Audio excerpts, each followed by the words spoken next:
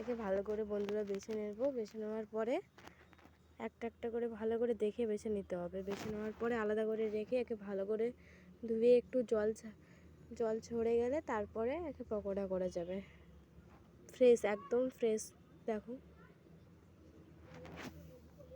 এরকম একটা একটা করে বেছে বেছে তুলে আলাদা করে রাখতে হবে।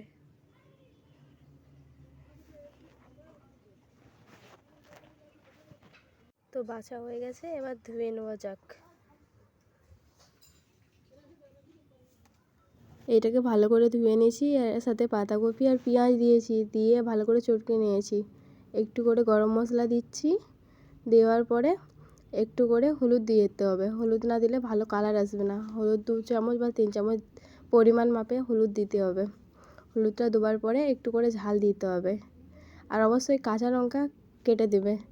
দেখো আমি সাইড থেকে আদা বাটা দিচ্ছি, আদা বাটা, রসুন বাটা, ধনা পাতা, এগুলো সব অ্যাড করবে, ভালো লাগবে খেতে। দেওয়ার পরে ভালো করে মাখিয়ে নিতে হবে।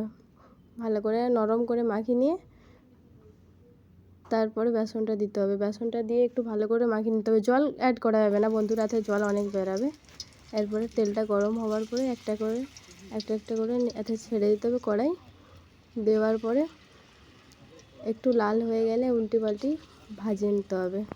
দেখো অনেকটা লাল হয়ে গেছে, আর একদম অল্প আঁচে ভাজতে হবে, এতে জ্বলে যাবে, এগুলা খেতে ভালো লাগবে না, তিতা লাগবে। দেখো ভাজা হয়ে গেছে, এবার তুলে নেব।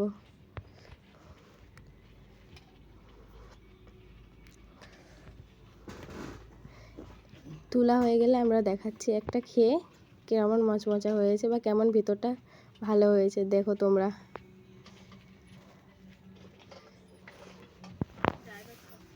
দেখো ভেঙে দেখাচ্ছি। খেতে অনেক সুস্বাদু হয়েছিল। আমরা খেয়ে দেখছি, তা অনেক সুন্দর হয়েছে।